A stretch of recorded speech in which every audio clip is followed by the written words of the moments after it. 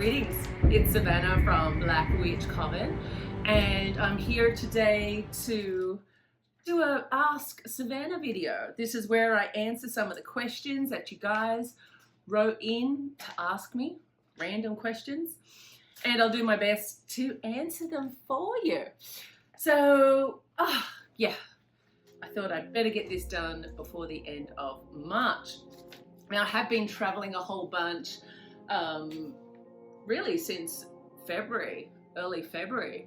I was in Texas. I think I did a video for the Left Hand Path conference, and I was away in quite a remote place then. I think the video was a little bit shitty for my liking, but people seem to like it, hopefully. You know, back to New Orleans and then over to Haiti. I do a lot of necromancy. Well, working in the cemetery, I think that's really important for a witch or somebody that likes to do that type of magic. So of course it's very hard to do that type of work easily in the USA or other first world countries. So sometimes you've got to go to a place and get down and get quite dirty. And I have some locals there that I work with there. And then of course going over to St. Thomas so I can sit my ass in the ocean and detox and rejuvenate, all of that type of stuff. But the reason why I'm telling you this is because I made a promise to Behemoth X, Joseph Nunn. I felt really bad because I wanted to congratulate him on making 20,000 subscribers. In fact, I'm surprised that guy doesn't have more because he just shares so much of his information so freely with you all. And you know, if you're brand new to occultism, you probably don't realize how much he is actually sharing. I think he is so generous with the sharing of his information, which is really totally cool. I'm not. But we all have our different styles, right? And yeah, I promised him that I was going to do a video so he could share that on his channel. But when you're over in Haiti and St. Thomas, I'm with Verizon, and oh my gosh, the reception is just shit. So yeah, typically I am away from all social media, my phone is off, generally like that. So that's just my style of magic. Anyway, so congratulations to him.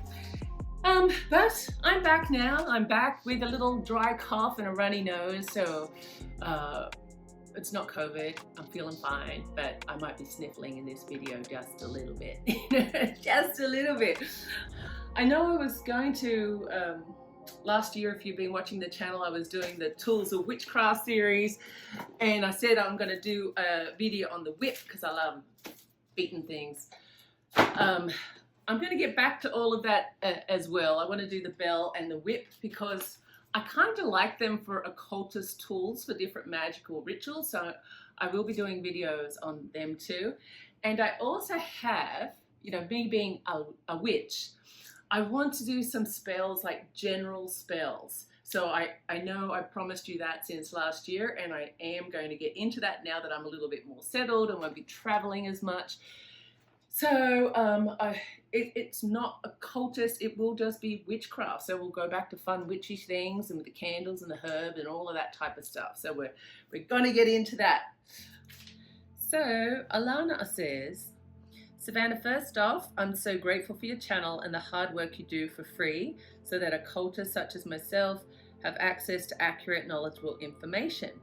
You rock. My question is, what's the actual difference between demons and angels? I can't hardly find anything that's not a Christian article. Thanks so much. Alana, so you're right. If you Googled anything like this, I mean, as soon as you look up angels and demons, you've got the nemesis and the good guys and the bad guys and that type of playoff. It's hard for me to give a fair answer here because my statement on this is I think the Christianity, let me just be straight up.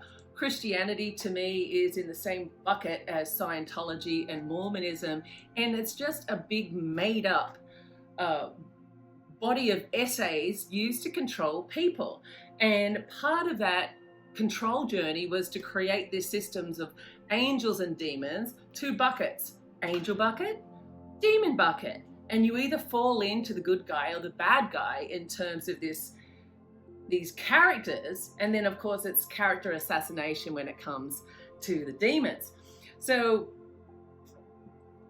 I firstly just want to take that thing off the table, because I don't believe in the Bible stories, all of that type of things. I think they were folk tales meant for that time. So with that being said, do I believe in angels? Do I believe in demons? Well, when you put them all back on the table and you don't lay judgment on what you perceive their actions are, and anytime you think of an action of an angel or a demon, just try and think, where did I get that idea from?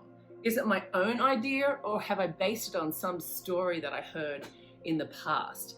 And I bet if you're really honest, it's probably based on some story you heard in your childhood, or, you know, we're just plagued with marketing just telling us how we should think about this type of stuff all the time, which is exhausting and boring. So when you put them all back on the table, you understand that angels are a type of spiritual energy with their purpose. The demons really are broken up into a whole bunch of different categories, and each of them have their purpose. Now, if you still want to say that angels are there to help us and demons are there to curse us or lead us astray, that's just wrong, because there's a lot of demons that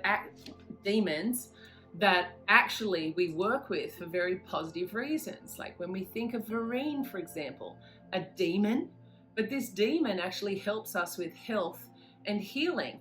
When I think of Astaroth to me is a goddess, and Astaroth is there for wisdom. And even Lucifer himself, with this face, with Lucifer's general, the way I work with Lucifer, is really there for guidance and wisdom. And to have this relationship, for me, is almost a gateway demon or spiritual energy for me then to step inside the kingdom and work with multiple other types of spirits. Angels can also be quite challenging to work with and just don't give you what you feel like you're asking for.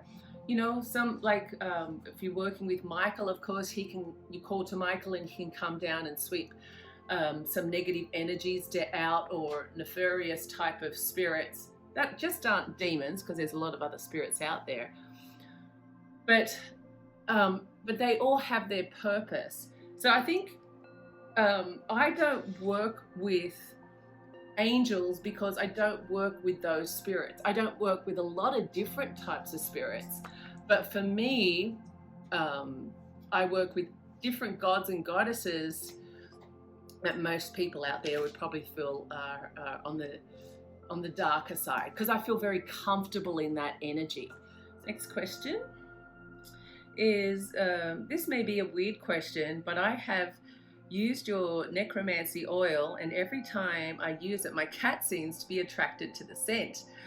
After I have done my ritual, I take my clothes off that I have used in the ritual, and I find that my cat will always pee on the clothes. Oh no!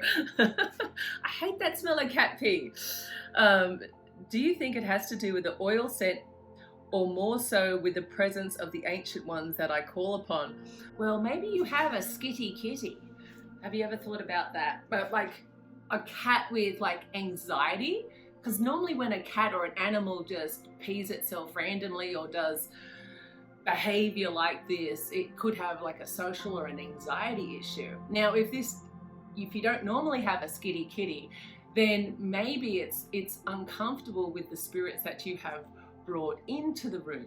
Of course, necromancy oils are meant to draw spiritual presence into your spiritual space, and cats are extremely sensitive to that. Cats and dogs actually, and generally, especially in the past, if a spirit comes in that is nefarious or troublesome, trickster spirits, jinn, that type of spiritual energy, when they come into the space, sometimes you'll see your animals growl or the hair stand up on their backs. And so this is like a little warning to you that you might have to do something now to rid that space of that spirit or energy. So cats and dogs are really good for that. But with your cat, I think maybe you brought something into the space that's made the cat feel uncomfortable, and maybe it's anxiety that the cat has and peed all over your stuff. The other thing is that cats, of course, are quite territorial. So maybe if he is being strong, he's just letting the spiritual world know that this is my space and not your space. And so he's going to mark his territory. Yeah, I would just take note in my book of shadows, in my diary or journal after the ritual. I would take note of which spirit that I summoned into the space, and see which spirits your cat is actually reacting off of.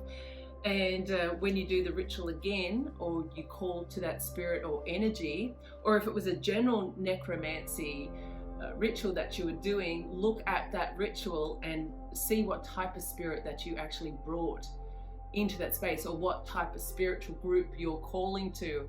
And the next time you do it, see if the animal has that same reaction.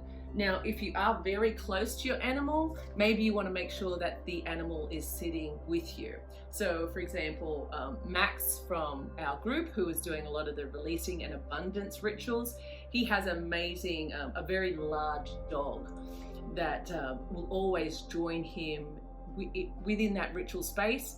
And it's almost like, it's a familiar for him. The animal is very sensitive and reactive over the occultists' energies, and he uses it almost like a protection, or a sensor, if you want, to see what else is going on in the ritual space while he is conducting the rituals. And it's been a while since I've done something like that, but animals are great for this. But if the cat or animal was urinating or defecating over my space, I would look at the anxiety issue that animal might have, or if it's being territorial, why is it being territorial? Is it uncomfortable? It didn't like the spirit, or maybe a spirit was let in that the animal's uncomfortable with. So I always take notes and then reassess. Next question. I've been watching you on YouTube and I'm very happy about everything you teach on there. Please, I look to your advice when I'm working with demons and have my kids around. You're a father too. Let me just go through this. You want help in making a pact. You want to know if you make a pact with a demon, will it be messing around with your kids? Is it safe? Or since I would be doing it for you, would it be safe? Or is it still the same since they are demons? I don't want my kids in trouble, or I can ask the demon during the pact to protect my kids instead of playing with them. See, this is where I differ to probably a lot of occultists out there. Now, I'm at a different stage in my life. I've raised my 3 children. They're already in their 20s. And so now it's free for all at my place when it comes to rituals and spells. Now, when they were younger, there were several reasons why I wouldn't conduct rituals in the house itself. Now, one of these reasons is that my husband at the time was a practicing Muslim, so you've already got that energy coming in. You've already got the jinn coming into play, it's a different story altogether. And then if I was, of course, calling in different spirits, it just creates an environment, an unsettled environment. And it can't be smudged away. You can't just do a blessing on the house or something like that. These are very powerful entities and they have their own agenda. So part of my practices, if you want, is that I understand about the different levels of spirits in the world, and that not all of them care to interact with humans in a positive way. And this just isn't demons, but when you're opening the door, the portals, most people unless they understand about protection and they understand what to do in an event where, say, a demon is attacking someone in your environment. What do you do? Unless you've got a little bit of a plan, I personally think you're putting your kids at risk. Now, there's several different tangents I can go off on, but I will just say that most children don't know that they're under spiritual attack. When there's a spirit in the house, sometimes the spirit is a friendly spirit, but other times, depending on what type of spiritual entity it is, it will befriend the child, because a child is quite open spiritually anyways, especially from when they're born, of course, because their soul's coming down and their vessels are quite open. Their imaginations are open, and they communicate and interact with the spiritual world still for their first decade on this earth, at least. And quite often, if this child's spending time by itself in the room, the spirit can then form an allegiance with the child, saying, don't tell anyone about this. This is just our special relationship. Or it can turn into a typical child fear, where it's hiding under the bed or hiding in the closet because it wants to amplify that energy, that fear, because a lot of other types of spirits will feed off a child's fear. And of course, parents just say, go back to bed, or it's nothing, especially if the parent isn't understanding about all the other aspects of the spiritual world. You just think, I'll summon a demon and the demon's going to help me get what I want. So you've brought especially if you're new to occultism, you bring that spirit into your space, and then of course you realize it's pretty hard work keeping up these relationships, and you've just left that spirit walking around the space. And it can, not always, but it can start to hassle other people in the environment. It could be bored. Maybe it goes away. Sometimes it does. Sometimes it hangs out there. But a child is a reason why the spirit should hang out with, and it can cause a lot of issues. So if somebody is a practicing and experienced occultist, then sure, of course you can do this work inside your own home. But if something happens and you're not an experienced occultist, or you don't have the means or the ability to rid that spirit from your environment, what are you going to do? So Lord Lou, if you're asking me, is it safe, or if I do a pact for you, would that be safer? No, it's not, because if you're worried about this already, and that kind of means that you probably haven't read too much about what to do in case you were under attack, and that means you don't know what to do. Now, I can do a pact for you, but the relationship, I'm just a mediator when I create a pact. I'm opening up that doorway and I'm introducing you to the spirit you want to be connected with for a specific reason. And what we do, the way we make pacts, is that we will tell you, okay, from now on, this is what you need to do to keep this relationship going. We say pact relationships should be for the rest of your life, and you should give offerings, whether it's time or something else, to honor your end of the deal. The pact doesn't stop just with me and when we hand over a spell report. And that's why with kids at home, you're going to have to honor your end of that deal. Now, what can you do? What I used to do is I'd have a different place where I would do my rituals. The best place, of course, is outside in nature. So if I was brand new or concerned, I would do the rituals outside of the home. But honestly, my advice is that if you're concerned about this, why not just do spell casting? Is it different? Yes, it is different, because you're dissipating that energy, you're releasing the energy. And because a pact is all about a long-term relationship that you have with the spirit or with the demon. A spell is basically the raising of energy and the dispersing of energy so you can get a result. So think about what you're really trying to achieve before you embark on the occultist journey of working full-time with a demon or a spirit. I'm not trying to make out to the world that demons and even angels or any type of spiritual energy can be under your control and that at all times it's safe. It's not. We're talking about this freely, but I just do want to throw it out there that we can't just be blasé about this and just think stuff doesn't happen, possessions don't happen, it's not poltergeist situations. Yes, there is. Yeah, there is. What spell work do you offer for somebody with social anxiety? What demon is best to work with for this issue? Either one would be interesting to see mentioned in a video. Kiss kiss Bianca. I love that name. So I spoke about the demon Vereen before. I like Vereen is a softer type of spiritual energy to work with for health and healing work. If you're into wearing different stones, you should be wearing Agate, blue Agate, A-G-A-T-E.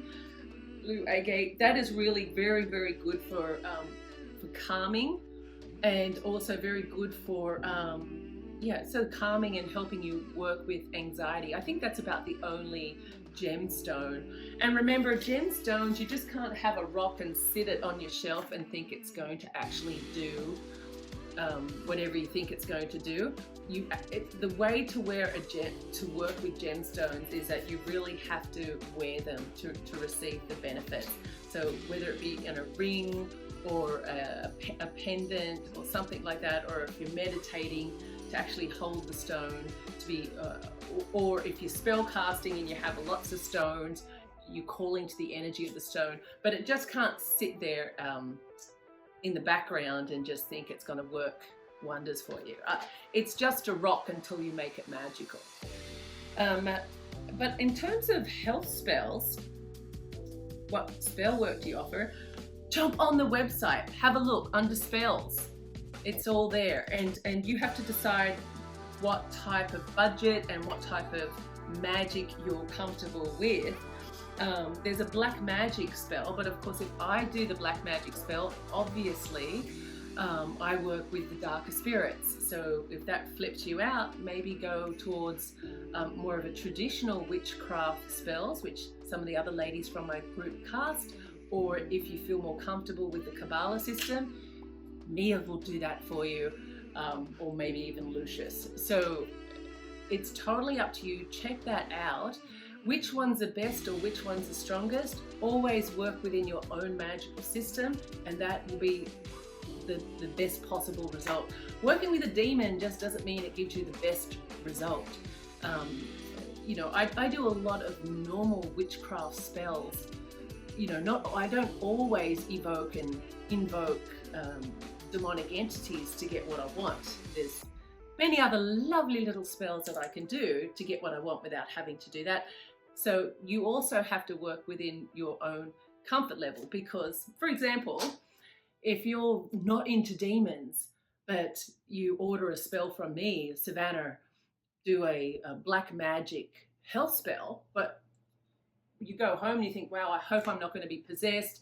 I hope the energy isn't too dark. I'm really quite scared of receiving Savannah's energy. You probably won't receive a benefit from it. But maybe you feel more comfortable with the girls doing a general witchcraft spell with herbs, with oils, with the candles, and actually sending that type of energy towards you. You might receive that, and therefore you get a much better result. I think I covered a lot with that answer. Oh, and the next question's to do with crystals again. Hi Savannah, Bella says, I was wondering if any crystals would work for a spell. I only have crystals from kids' gemstone digs, but I have around 15 of them. Would they work? So do they work? Yes, they do work. But you can't just sit them on the shelf and think that they're going to just come alive and do whatever their purposes are to do. You haven't said what stones they are, so I can't talk in detail about that, but I'll use my own examples. For example, in my bedroom, I have a lot of lapis lazuli. I have a lot of rose quartz. I have a lot of amethyst, because these are stones that I actively call to when I'm thinking about, what do I need when I'm sleeping? What sort of energy do I want to harness while I'm in the bedroom? Where do I want to go to when I'm connecting to the spiritual world? The lapis really helps me connect to my higher goddess state, helps me very much with the acquisition of wisdom and so forth. The rose quartz, of course, is for the feelings of love, but they all need firstly cleansing, and then they all need charging. Otherwise, a stone is really just a stone. And if you're using any stone for magic, you really have to incorporate it into whatever ritual, spell, or meditation, and then you have to either wear it or put it in a little mojo bag and keep it on your body. And that way you're keeping the energy of that spell or ritual alive. But these stones will need recharging. It depends on what ritual you're trying to do. If I'm using it for somebody else, generally I'm using stones for healing or protection for a specific time. I'll charge the stones, I'm giving them a purpose. But then, of course, the energy will dissipate after a while, especially if it's a smaller stone, and it will need cleansing and recharging again. Okay, in this question, somebody was sleeping, or they're saying in a mid-sleeping state. So you're in a trance state, is that what you're saying? And I was chanting Volac's demonolitary N, unexpectedly stood up, but I was still in that state and I saw a big eye. What does that mean? Well, it kind of depends on what you were also feeling at that time. Were you feeling fear, or were you feeling like, is this something as a part of a ritual? Being in a trance state, maybe, you were calling to Volac's N, and then you see the big red eye. So if I was doing dream interpretation, normally if you see like a big red eye, it's normally you're under attack by somebody, whether it's someone in your workplace, or maybe it's a family member or someone you feel like is betraying you, and it's a warning if you want. But if you were chanting a demonic N and you see a large red eye, it could just be a confirmation that the spirit is actually there and now in communication with you. So I've done that it has freaked me out when I have been chanting, or if I'm in a really, really dark room. Sometimes it's so dark I forget if my eyes are actually open or closed, and then when you do see something like that, it can be quite freaky, because it's like, wow, my eyes are open and I'm still seeing this gigantic red eye. And then you got to remember, oh yeah, I was actually chanting a demonic N or doing a spell where I'm evoking a spirit, and this is confirmation that the spirit is actually here, it's in front of you. So what do you do after that? But that's what I'd say it means. Volac probably appeared to you. Did you say or continue on with the rest of your ritual, or did you just freak out?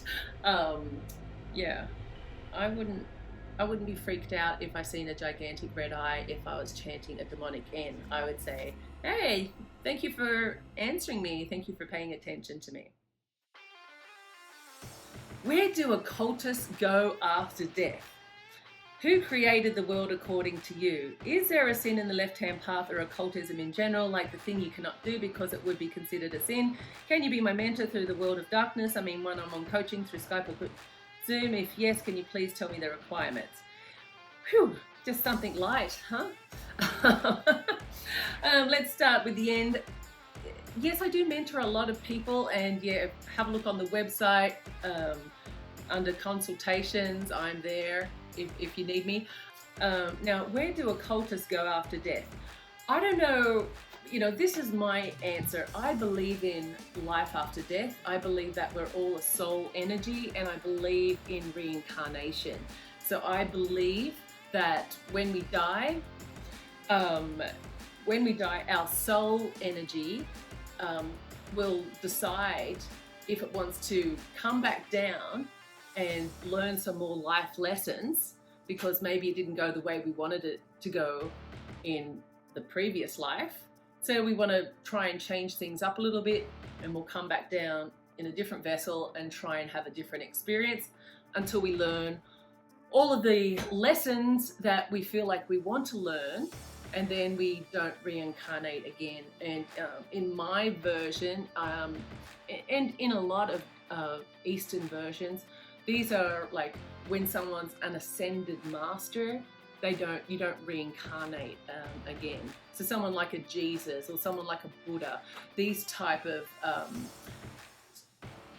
people, they don't reincarnate anymore. No one's ever going to come in a past life thing and say, okay, they were a Jesus. Jesus hasn't reincarnated for 2,000 years or 2021 years. That's just my version. And an occultist, I don't believe that, we're all people, we're all equal. So if people who are tripping on male, female, black, white, different religions, all of this type of stuff, this is really lower vibrational thinking. And soon as you get caught up in all of that crap, believe me, you're going to reincarnate a whole bunch, because you haven't learnt your lessons that you were just a soul energy. We're all equal. We all come down. We have these experiences. They either work or they don't work for us. Some people say it's karma if, you did something bad. Well, no, it didn't work out for you the way you wanted it to work out, and you're coming down having another lesson. Now, is there a sin in the left-hand path or occultism in general? Things that you can't do because it would be considered a sin? We don't have that judgment. The main rule is, does it serve you? Does it serve your highest purpose to behave in such a way, knowing that there's a consequence for your action?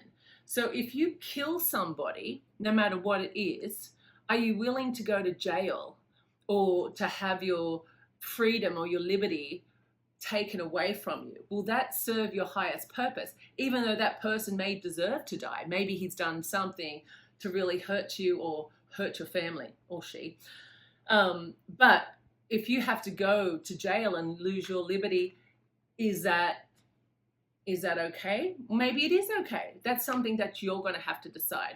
I've stopped and started this question a few times, because every time I'll say what I think a sin could potentially be, I'll retract that, because it's like, I'll come back to is, does that serve your highest good? Does this work for you? I mean, whatever action you take, it's really up to you to decide, does that action serve you, or does that action set you backwards? It's not really up for anyone to judge what you do as right or wrong or a sin. Now, the only sin on the left-hand path that I think, this is just what I think, something that I would consider a personal sin would be to do a spell or ritual to kill a child, or